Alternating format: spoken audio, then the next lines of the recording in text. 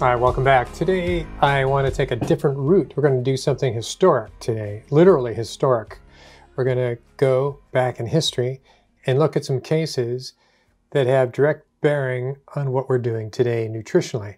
And I think by going back in history, it's going to be a clearer example of what we have to look at. Oh, that's so confusing. So what I'm going to tell you is, you know Abraham Lincoln, and he was married to a woman named Mary Todd Lincoln. And they had 4 children. One survived. And this is a little bit of a story of that and why some of that happened. And let's get started, okay? So Mary Todd Lincoln was misdiagnosed. Her insanity and long, slow death could have been avoided had she only learned to eat liver. Seriously, can I possibly say that without it making it seem like it's some sort of wishful fairy tale? As if there's somebody out there with a eating liver fairy tale, right? But no, this is easily avoided, but it wasn't known at the time. Okay, so Mary Todd was driven insane due to B12 deficiency. There you go, there's a punchline. And how this directly contributed to her son Tad's having a cleft lip and later on having congestive heart failure at a very early age and dying at 18. So this is a story of a condition that is easily treated. Certainly, if you know you have this condition, it's easily treated, certainly today, but it was also easily treated back then. Is it still an issue today? What wasn't known then and is now just becoming understood is that her treatable condition, a deficiency, unnecessarily created an untreatable deformity in her son, and that deformity is a cleft lip. Okay, so first let's look at her genealogy briefly. We're not going to go too deep into this. So that's Mary Todd Lincoln. She's from Lexington, Kentucky, her family was. And before that, Scotland. Let's look at her genealogy. Okay, so her parents were consanguineous. So consanguineous means, and it was kind of, I don't know if it was normal, but it certainly wasn't frowned upon. It means if you marry somebody that is at least as close as your second cousin. So it could be your second cousin, your first cousin, you could even marry your siblings. That would be a bit too much. But being consanguineous increases genetic risks that might be recessive traits. So once that's the thing about why incest isn't good for many reasons, is it brings out the recessive. You then now have 2 people that have pretty much the same set of genes. So we don't know if, we know that they weren't brother and sister, but we think they were probably second cousins. Okay, so here's the Lincoln children. There's Abraham Lincoln, who died in 65. He was assassinated. Mary Todd died in 1882. Here's the only surviving son. He ended up moving up to Vermont, which was their summer place for the Lincolns in Manchester, Vermont. And they had a pretty terrible life. They had one son that died at 4 years old. They think of consumption. They're not quite sure. Possibly thyroid cancer at a very young age. Willie, he died at the age of 12 from typhoid fever. And then there's Tad, who was born with a cleft lip, and he died at 18. We'll get to Tad, we'll focus on a little bit. But this is a story you may want to dig into, and I'll show you where to go. Briefly, it's a great story that Dr. Sotos wrote in this book here called Mary Lincoln Mind Body Source Book, including a unifying diagnosis to explain her public decay, manifest insanity, and slow death. And all this makes perfect sense. So he has that wrapped up. I'm sort of building on what he sort of opened up. He sort of pointed in the direction and made perfect sense. I'm going to go beyond that and saying, absolutely, it makes perfect sense. And it also goes on to why her kids had problems. There's much more to her death and her health in terms of this whole situation, how it affected her children genetically. Okay, so we have Abe and Mary Todd were married. Abe died, was assassinated at 56. Mary died at 63. But what I did here is hear her children from the oldest to the youngest and the age that she was, how old when the mother was. So she was 25 when she had Robert. She was 28 when she had Eddie. She was 32 when she had Willie. And she was 35, the oldest child. So we're going to focus on Todd, or as Abraham Lincoln called him, Tadpole. We're going to focus on Tad's deformity and its relationship to Mary's anemia. And this is directly going to come forward and have a message, if you will, have an example for what we're looking for today in our health system in our health generally, whether you're a person looking for longevity and reversing sarcopenia and having a good life as you're older, or starting to have a family, or just becoming aware of health. So the short life of Tadpole Lincoln, his cleft lip. He was born with a cleft lip and palate, and so that's called an oral facial deformity. So it's right here. It also can go up inside the mouth, inside of the roof of the mouth, the palate. He had a lisp and delivered his words rapidly and unintelligibly. Often only those close to Lincoln were able to understand him. For example, he called his father's bodyguard, William H. Cook, Took, and his father, Papa Day, instead of Papa Dear. The cleft palate contributed to uneven teeth. He had such difficulty chewing food that his meals were specially prepared for him. Lincoln suffered from one modern commenter called a complex speech and language disorder. So Todd is the one who has the complex speech and language disorder related to some form of cleft lip or palate problem in speaking. This caused some problems when Tad was in school in Chicago, and while at Elizabeth Street School, his classmates sometimes called him Stuttering Tad because of his speech impediment. He died on Saturday morning, July 15th, 71, at the Clifton House where they lived in Chicago at the time with his mother. And the cause of death had been referred to as congestive heart failure, pleurisy, and or consumption. So in short, Mary Todd died from pernicious anemia. That's the big word. It was being developed in the day, which is a chronic form of deficiency of B12 due to, we believe today, an autoimmune disorder. So I'll give you the short on that. And so the autoimmune disorders are a lot of things. It's basically when the body attacks itself. So in thyroid, we have an autoimmune that causes hypothyroid. We call that Hashimoto's hypothyroidism. Hyperthyroidism that's autoimmune is called Graves' disease. So we have other autoimmune conditions where the body starts attacking itself. We don't know why that is. So sometimes it's genetic and sometimes it's for other reasons. So in terms of pernicious anemia, there can be an autoimmune which the body attacks the stomach, the lining of the stomach, a thing called the parietal cells that releases a thing called the intrinsic factor. Intrinsic factor has to be released by the stomach when we eat our food to couple together with the extrinsic factor, and that extrinsic factor is B12. And together they go into the small intestine, and that's where the B12 gets absorbed. So intrinsic factor has to be released to catch the B12, and together they get absorbed. There's a few exceptions, like in liver to an extent, and we'll talk about that. Mary Lincoln's faults were in her metabolism, and not in her character. Some people thought she was publicly insane, some of the things she did in the White House, but let's get into it. So to date, no single diagnosis has unified the psychiatric illness and the numerous poorly defined physical complaints that Mary Todd suffered in adulthood. Her physical ailments spanned 30 years. Remember that, spanned 30 years. And included sore mouth, and that was the giveaway a little back. This is Dr. Sotos writing about this.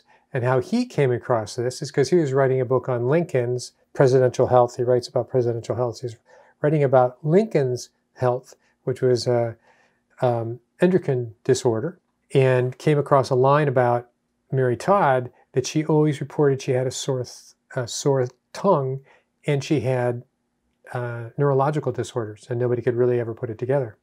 So she had a sore mouth, poor pallor, she was whitish, paresthesis, which she has a numbness in her fingers and hands and whatever, and a thing called Lermitz syndrome. I'll get to that in a second. A fever, headaches, fatigue, resting tachycardia, meaning while she's resting, her heartbeat it seems like she's really nervous. She always has a tachycardia.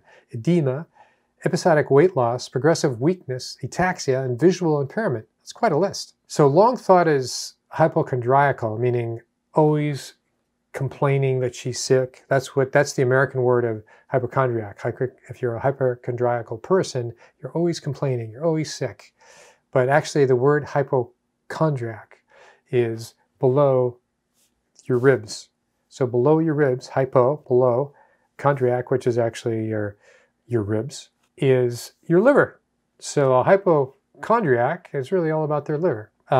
These findings, plus a length of time that she had them in her psychopathology, irritability, delusions, hallucinations with preserved clarity, that she could recall these hallucinations. Oh no, I remember this, it happened.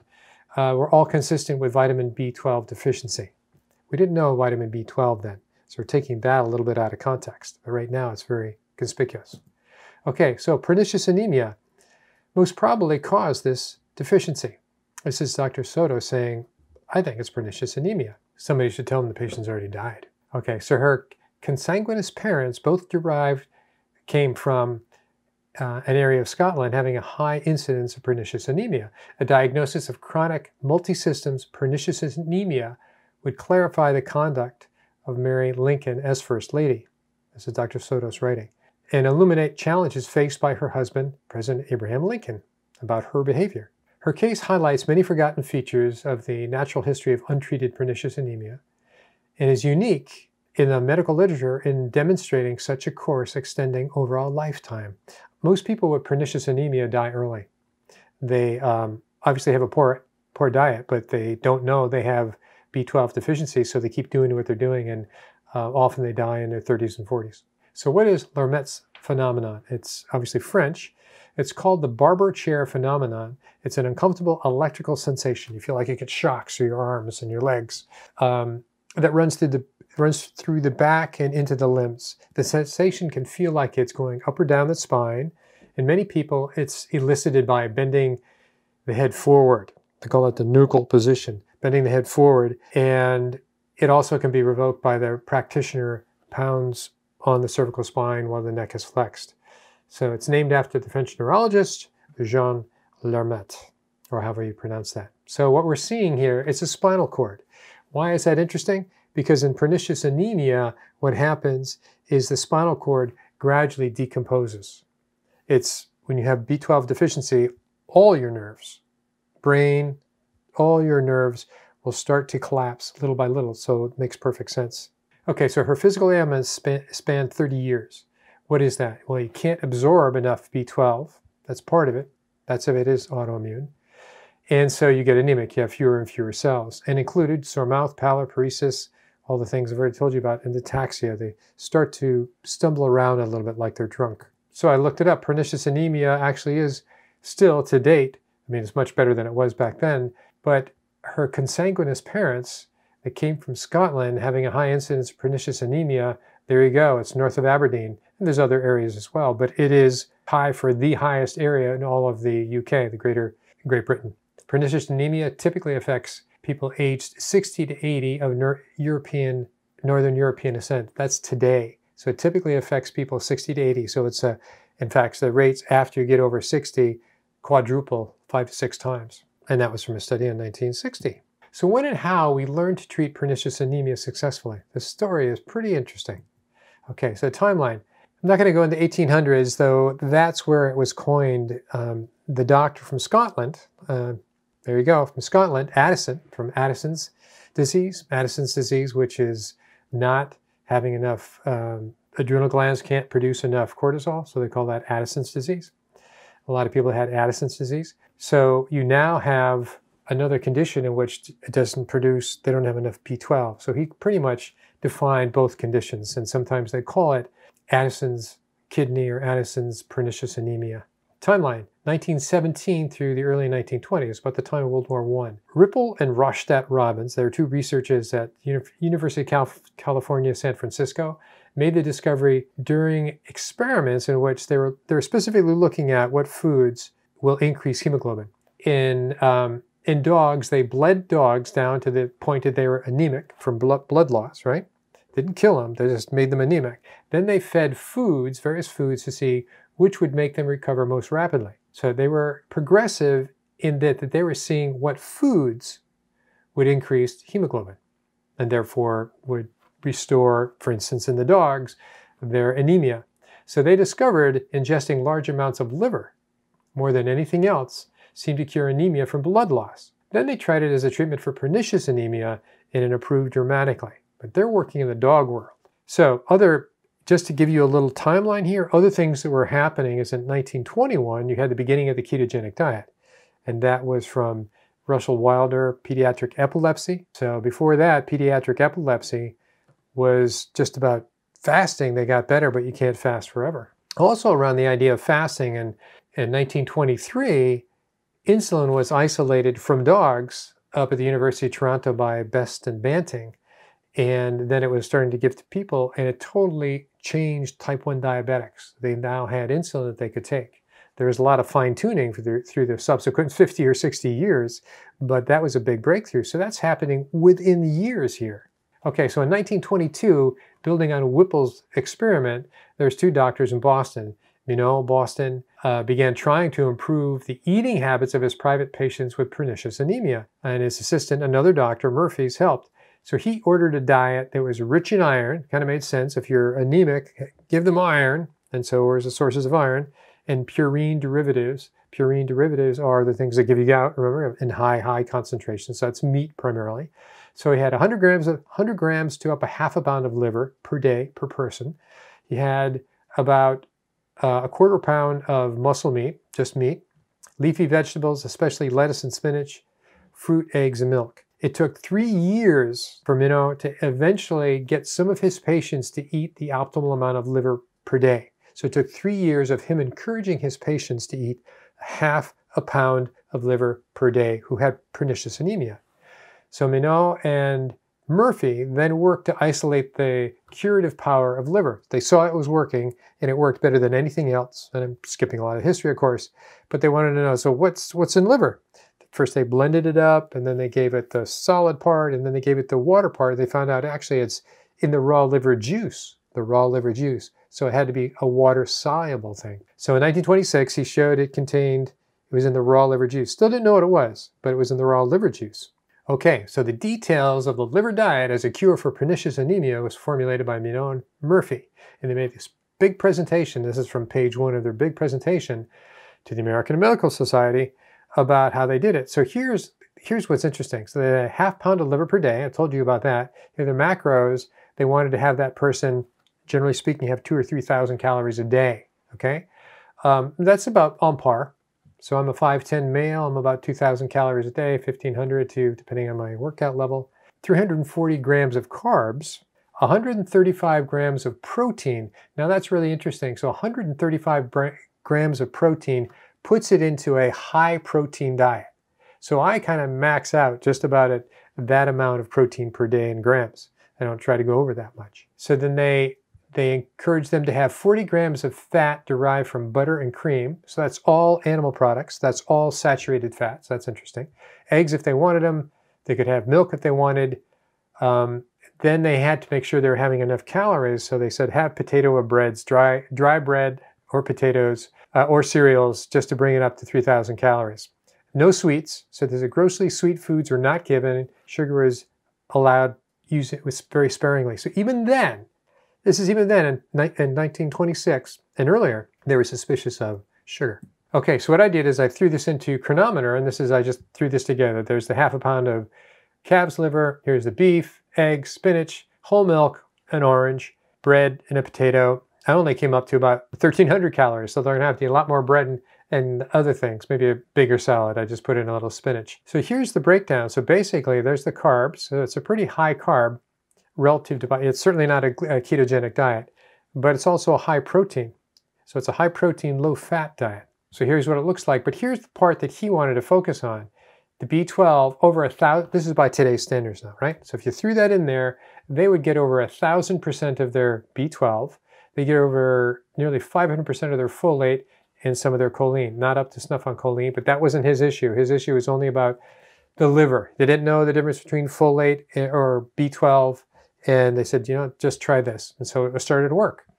And iron, they're certainly getting their iron. They're probably getting too much copper, but we'll see how long they do that, right? Okay, so did you say liver? This is how most people react to liver today. So this is a liver story.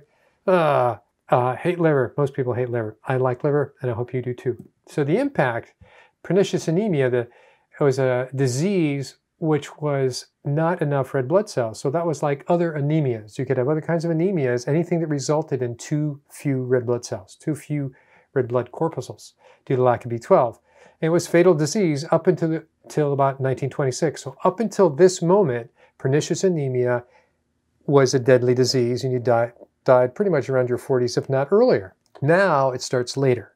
in the 60s. I mean, it starts later. Anybody can have it, but there's an uptick in pernicious anemia after 60. Okay, Whipple and his research partners proved that daily dose of half a pound of liver or raw liver juice could control the disease. The chemists later developed a concentrated liver juice. Listen to this, a concentrated liver juice that could be followed by more powerful injectable liver juice extract that reduced the cost of the treatment. So Whipple, Murphy, and Minot shared the Nobel Prize in 1934 for reversing what was a fatal disease, which is pernicious anemia, which ultimately led to the discovery and synthesis of B12 in 1948. So stop the records for a second. So that means that from the 20s all the way up to 1948, the only cure was high liver. So liver was the food to have. In doubt, so liver. Liver was not just about pernicious anemia, it was about all sorts of anemia. So for roughly almost 30 years, liver was the top healthiest food to have, bar none. So now that it got, in 1948 when it got synthesized, well, they got the answer without, we didn't talk about folate, didn't talk about other things that could contribute to this, but now they're off the hook, okay? So it officially took pernicious anemia off the list of deadly medical problems. Isn't that amazing? So here's where we are today. There's your cyanocobalamin. Cyanocobalamin is a synthetic B12. It's not made in the body, but it converts in the body. And that's what they started with. Is it perfect?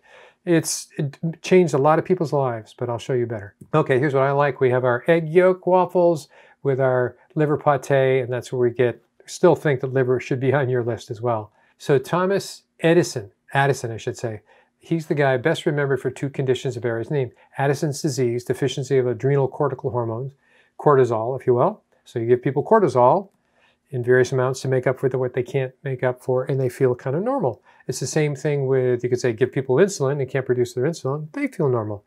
And the second one was pernicious anemia, also called Addisonian anemia. So here's a paper you can download, which is the treatment of pernicious anemia and the history of, by Minot and Murphy.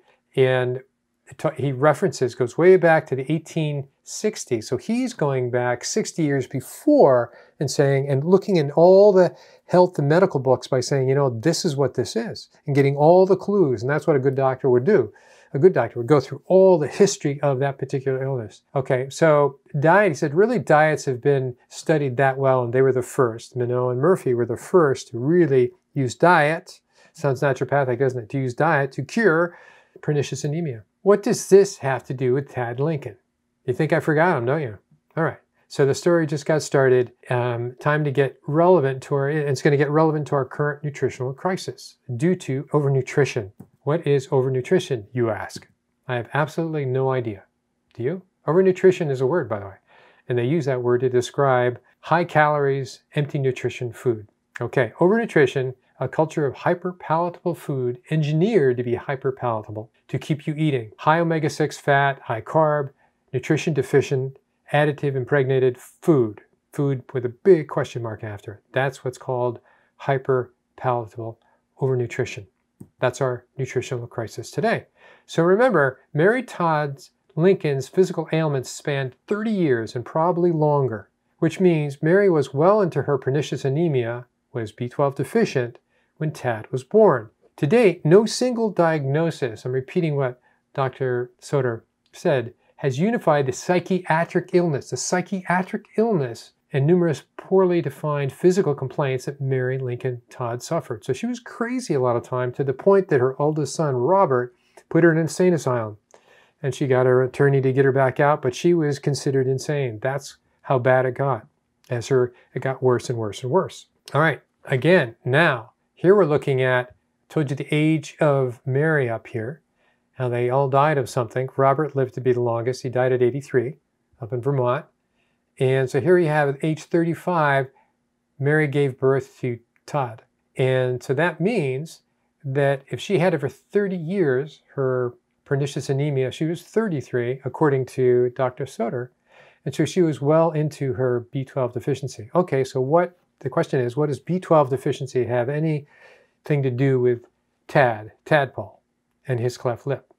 Life of Tadpole Lincoln, his cleft lip, remember? So here's what a cleft lip is, if you haven't seen that before. That's a cleft lip, and you can have it just on the outside, and you also can have it on the inside. A cleft palate inside, and a cleft lip and palate together. So it's a variation. They're not coming together. Basically, as we're born in embryology, we kind of seal in the middle. That's why we have a nose in the center. That's why we have our lip is this way. It is a combination of specific genomic mutations, which we'll get into in a second, which create a higher requirement for certain nutrients like B12, folate, and choline. We're going to talk about B12 here. So we're looking for and presuming that Tad has a higher need for B12. And does any of that make sense? Okay, mothers of children with cleft lip were 6.5 times more likely to have poor vitamin B12 status defined by multiple biomarkers compared to control mothers. Whoa, and this came from 2021, just last year. Okay, defined by multiple biomarkers. We'll get into that, compared to control mothers. Further studies are required to determine whether poor maternal vitamin B12 or folate levels or their interactions were causally related to cleft lip. What biomarkers define cleft lip risk? So this is not esoteric information. This is just a sheet of, if you go onto Google and you put in, forgot what this, put in cleft lip and B12, you will get, or just cleft lip, you will get all these on PubMed. So let me just read through some of these without giving you all these studies. Maternal vitamin B6 and folate status, risk of oral cleft lip. Now remember the B6. Okay, maternal Western dietary patterns, and the risk of developing a cleft lip, with or without cleft palate. Now you know there's two different kinds. Oral clefts and maternal biomarkers of folate-dependent 1-carbon metabolism in Utah. Maternal biomarkers of methylation status. We're going to talk about that. And non-syndromic oral facial cleft risk. What's the last one? Homocysteine, folic acid, and B12 in a relationship to pre- and postnatal health aspects. Okay, we line that up. All right, more specifically, here's a conclusion to a study that's on the bottom, and that study was from 2021, just last year. And that study was association of a polymorphism, MTHFD1, if you thought I was going to say something different, to cleft lip, orofacial cleft. Okay, and that is, there you go, was significantly associated with orofacial cleft susceptibility. The studies are starting to stack up on the relationship between nutrient deficiency coupled with specific SNPs. I'm just going to read off the titles. B group vitamins and cleft lip and cleft palate, 2002. And there's a link for that if you want to go into it. BHMT, and I'm going to point that out. Gene polymorphism as a risk factor for cleft lip and cleft palate in Chinese population. Folate-related gene polymorphism as risk factors for cleft lip and cleft palate, association, etc. So we've kind of nailed that there is an association. So what we're referring to is creating, your body trying to create a healthy methylation pattern. We've talked about this in a lot of other, I'll put up a link here for at least one other video on all that. Is any of this even relevant to you or to me or to us personally? Let's look. Okay, here's methylation as its simplest forms. Homocysteine to methionine, here's folate coming in, there's B12, there's B6, there's B2, otherwise known as riboflavin, and there's SAMe, you've heard of SAMe, we've talked about that before. So this is really overly simplistic, but what we're trying to do is reduce homocysteine, get it back into methionine, make SAMe, but definitely get this low. If this stays too high, it becomes neurotoxic. Do we think that Mary Todd probably had high levels of homocysteine? I think most definitely she did.